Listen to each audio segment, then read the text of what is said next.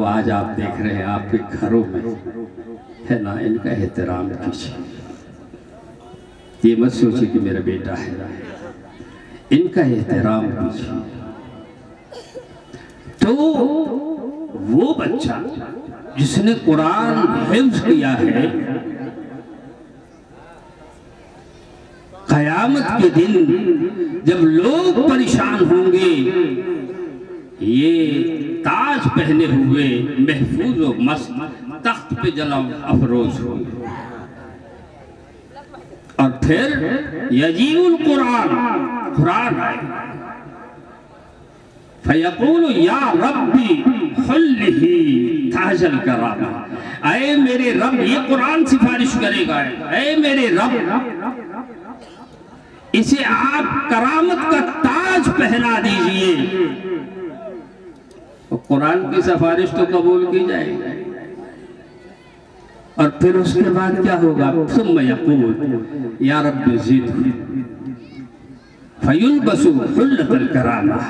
तो फिर उसको करामत का जोड़ा पहना दिया जाएगा। सोचिए कितना बड़ा एजाज रब के यहाँ। इसीलिए बाज़ मुहद्दिसीन तो ऐसे थे कि जिन्होंने सिर्फ कुरान पढ़ा है। लोग उनसे कहते थे आप मुहद्दिस हैं। मैं कहते सरकार का फरमान है, खैरुकुम मन तअल्लमल कुरान वअल्लम। तुम में सबसे बेहतर वो शख्स है जो कुरान पढ़े और पढ़ाए। ये सनद है जनाब मोहम्मद रसूलुल्लाह सल्लल्लाहु तआला अलैहि वसल्लम। अगर हम आंखें बंद किए हुए तो आंखें खोलिए मेरे दोस्तों, अब इंकलाबी दौर आ रहा है और कुरान ही आपको बचाने वाला है। कुरान के साए में आइए। वो कहेगा या रब्बि ज़िदहू, ए करीम इसको मजीद नवाजिए। फयुल्बसु हुल्लतुल करामा, इसको करामत का जोड़ा पहना दिया जाएगा। सुम्मा यक़ूलु या रब्बि इर्ज़ि अन्हु, फिर कुरान कहेगा ऐ मेरे रब इससे राजी हो जाइए। कौन कह रहा है ना? सोचिए आप मेरे दोस्तों, सोचिए। आज मैं इसलिए आया हूं कि आपसे कहूं कि आप सोचिए, और यहां से जब जाइए तो कष्ट लेकर के जाइए। कुरान से मोहब्बत, अगर मैं कुरान से मोहब्बत के वाक़यात सुनाऊं रात गुजर जाएगी।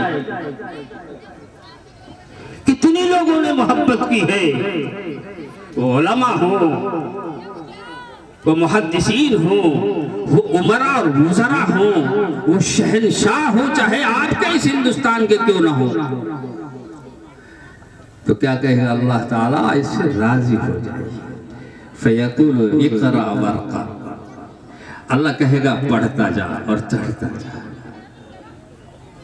युज़ादु बिकुल्ली आयतिन हसना, अल्लाह कहेगा इसकी हर आयत के बदले में एक नेकी का इजाफा कर। मेरे दोस्तों, हाफिज तो वो है ना, कुरान की आयतों का जितना शुमार है, गिन लीजिएगा कितनी आयतें हैं। अब तो सब लोगों ने हमारे लिख दी है। इतने ही जन्नत के दर्जात का शुमार है। और जब हाफिज कुरान पढ़ता जाएगा, चढ़ता जाएगा बुलंदियों पे, तो जो आखिरी हिस्से पे उसका कुरान खत्म होगा, उससे ऊपर कोई दर्जा नहीं, उससे ऊपर जन्नत का कोई दर्जा नहीं हुआ। ये हाफिज का मकाम है। और कुरान से मोहब्बत मेरे दोस्तों, कुरान तो आपकी हर मोड़ पे दुनिया हो आखिरत की बातें हो रहनुमा है।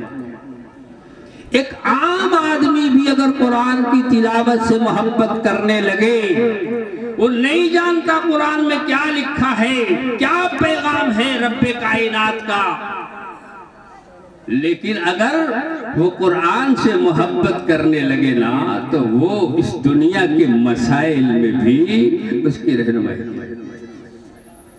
मैं आपको कुरान के हवाले से एक लतीफ़ा सुना दूं। एक साहब जा रहे थे मोटरसाइकिल पे, तो वो ट्रैफिक वाले पुलिस ने उनको रोक लिया। कहने लगा जी मौलाना साहब कागज दिखाइए। मौलाना साहब का इंश्योरेंस खत्म हो चुका था, तो उसने कहा चालान तो कटेगा। मेरे साहब ने कहा भाई ऐसा है कि छोड़ दीजिए, कल बनवा लूंगा। बोले नहीं वो तो चालान कटेगा, नाम बताइए। जब उसने जिद कर ली तो कहने लगा कि भाई लिख लीजिए मेरा नाम का।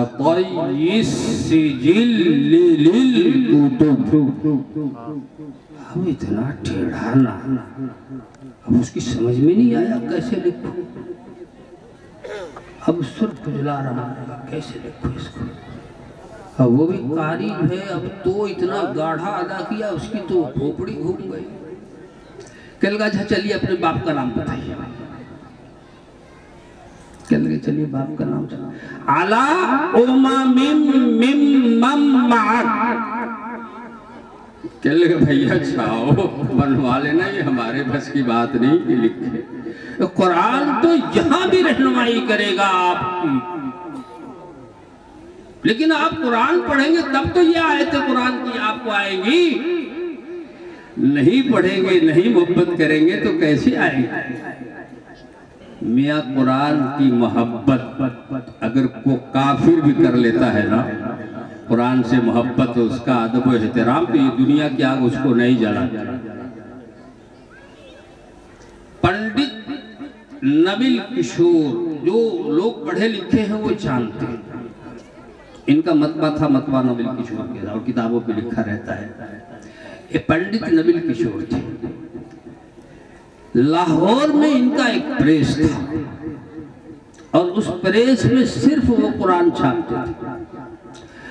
और कुरान छापने और उसके अदब व एहतराम का ये मेयार था कि उन्होंने पंजाब से हाफिज बुलाए और उनको माकूल तनख्वाह पे रखा ताकि ये कुरान की तस्हीह करे, कोई गलती न रह जाए।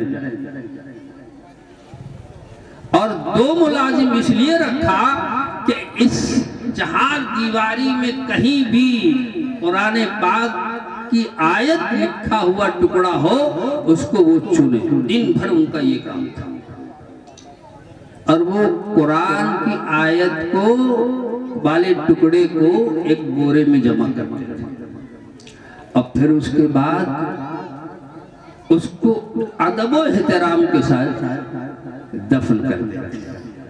कुरान की जहां जिल्द बंदी होती थी किसी को जूता पहन के जाने की इजाजत नहीं थी, पंडित नबिल किशोर भी नहीं जाते थे। और इस एहतराम के साथ उनका मतबा रोज बरोज उनका प्रेस तरक्की करता रहा। नबिल किशोर जी बूढ़े हो गए, अब तो सिर्फ वो बैठे रहते, चारपाई पे लेटे रहते, अपने बच्चों को हवाले कर दिया सारा इंतजाम और उसी में यार के साथ बच्चे भी काम करते रहे। तकसीम हिंद हुआ, पंडित नबिल किशोर लाहौर से दिल्ली तशरीफ और दिल्ली में उन्होंने वही काम किया जो प्रेस काम यानी कुरान की तबादला, सिर्फ कुरान की तबादला करते थे। बूढ़े हो गए, इंतकाल हो गया। जब इंतकाल हुआ तो मशहूर आदमी थे, बहुत से लोग उनकी अर्थी में शामिल हुए और जब उनकी अर्थी को चिता पे रखा गया, पंडित ने आग लगाया तो आग चिता पकड़ती नहीं और उस पे घी डाल रहा है लेकिन आग नहीं पकड़ती वो चिता।